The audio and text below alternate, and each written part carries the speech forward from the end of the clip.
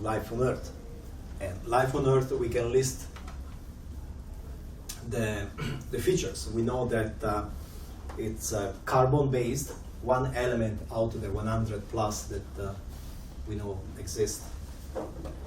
It's left-handed. That's a chemical technicality, but it's puzzling. It could be right-handed, but somehow it's only left-handed on this planet. It has a genetic code which is written in DNA. And then there's the visible things, right? Reproduction, metabolism, and over millions of years evolution. That's life on Earth.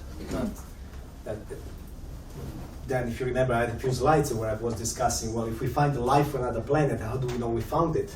It's very unlikely it's going to be the way movies show it, you know, anthropomorphic. We actually don't even know how life started on this planet. There's theories, but we don't really know. By the way, one thing, maybe I should have a slide on this. One thing we don't know is when did the brain evolve? At which point in the evolution brains evolved?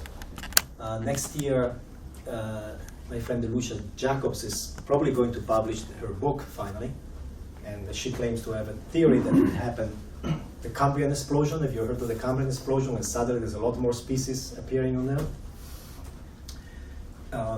So there's theories, but we don't even know when the brain emerged. Talking about the evolution, yes. How does she define brain? I mean, she's not talking about human brains. She's talking about some. Yeah, I think in general nervous system with a center of control. Yeah. And if you're curious, she thinks that evolved from the nose. The olfactory sense is the universal sense. So she thinks it's a long story. So evolution, from our point of view, the most interesting thing about evolution, Darwinian evolution, is the concept of design without the designer.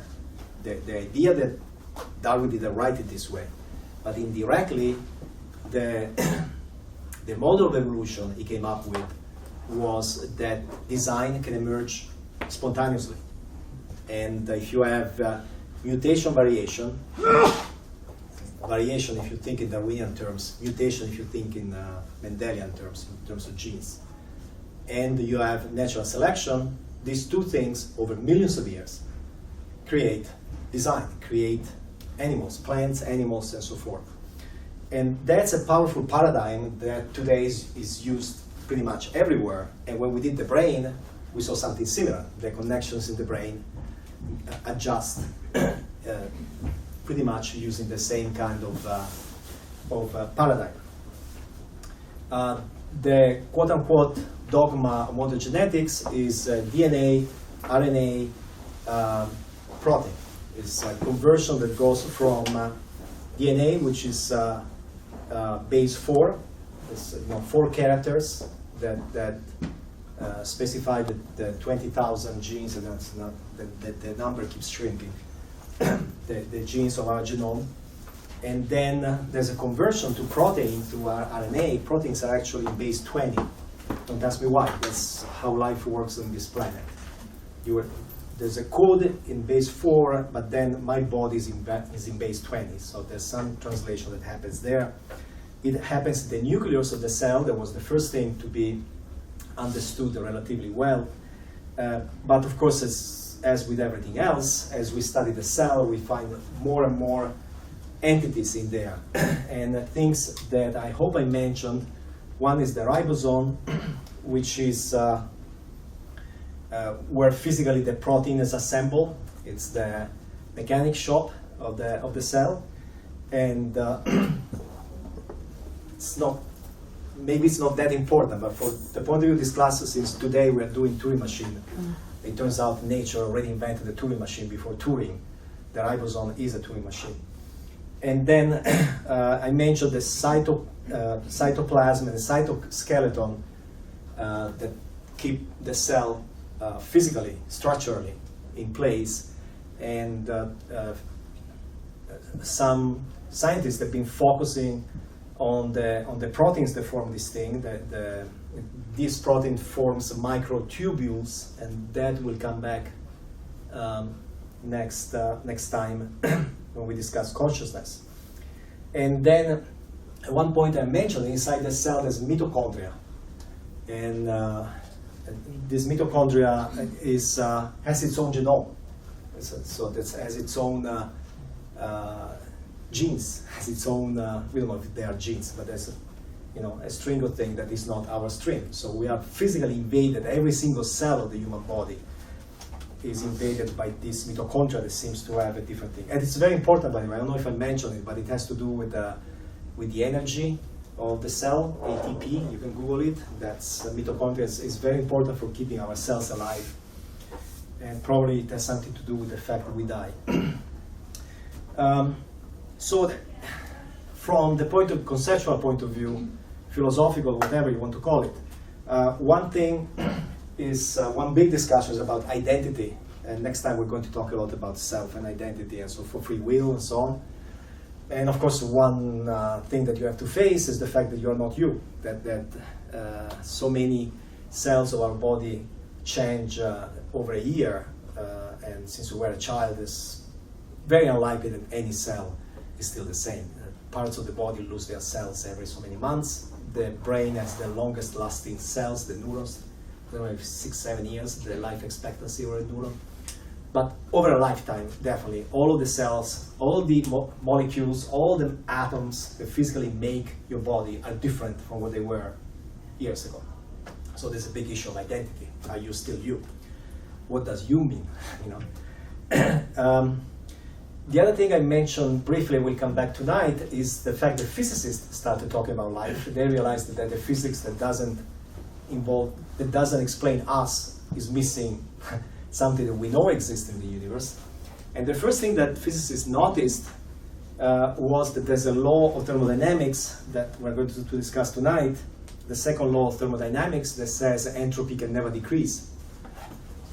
And the entropy is, you can see it as a measure of disorder, whatever. And life breaks that rule. Life creates order. Life creates design. And so physicists were the first ones to be puzzled. Life is impossible. It breaks the second law of thermodynamics, which we know is true. And then they found a solution.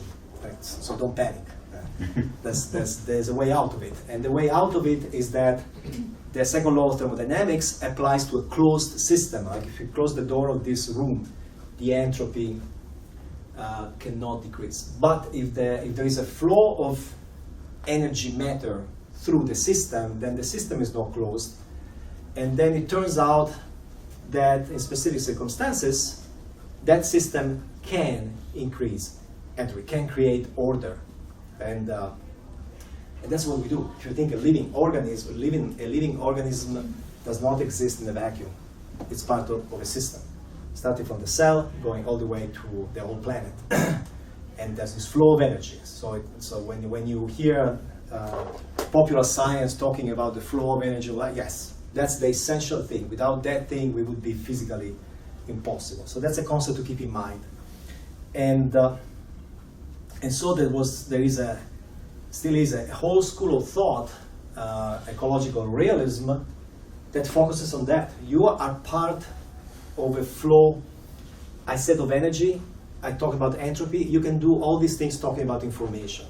There's information in the environment, and we are designed, living beings are designed to pick up that information, do something with it. So this school of biologists shifted the focus from the living being to the environment. You are not acting in an environment, you are reacting to an environment. And so that's important for us because that's a new definition of cognition. We started talking about cognition, talking about me, okay? What do I do? Oh, I have memory, I learn, I speak language, and so on and so on. It was all me-based. And instead, that school that says, well, you are part of a bigger environment. Whatever you do it because there is that environment. Which also tells you in a different planet, cognition might mean something completely different. And the extreme is Rodney Brooks and these robots, and we see them again tonight, that do the opposite of focusing on intelligence. He was the apostle of this approach to building robots without intelligence. Instead of trying to figure out what is intelligence, how do you create the Einstein of mechanical device? He did the opposite. He said, well, let's just do something that has sensors and motors around the room and is just driven by what's in the room and see what happens. And he claims that's the right way to build intelligent machines. One puzzling thing about life is if you believe in Darwinian evolution, where the emphasis on competition is altruism, especially for human beings, right? And altruism seems to go against the idea of competition. I should be killing everybody here except the women if it was all about competition. And most of us don't do that. So that's always been puzzling. So that means, okay, we believe in the theory of evolution, but what exactly is being selected by evolution?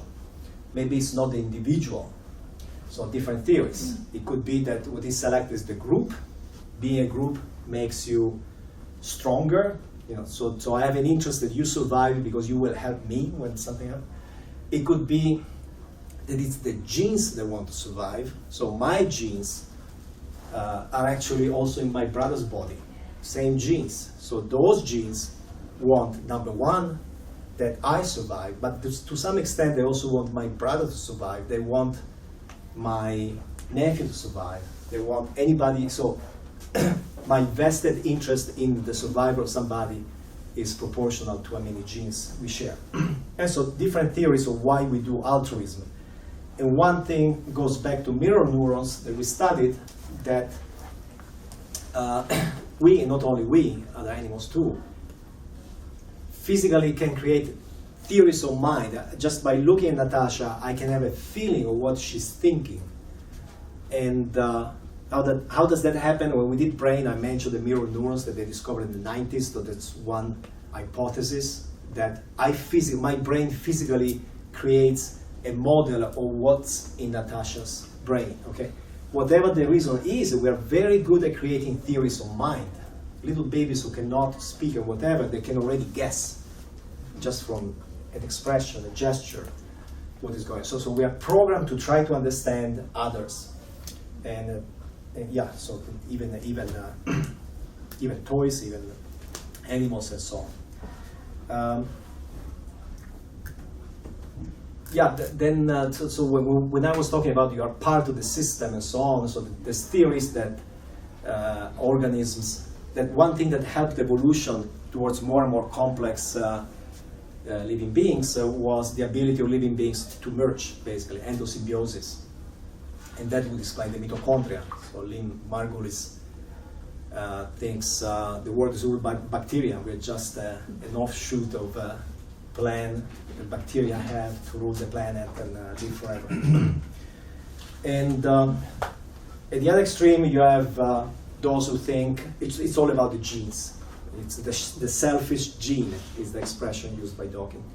Just the gene wants to live, and if you focus on the gene, then you explain everything else. And we are just vehicles for genes to live forever.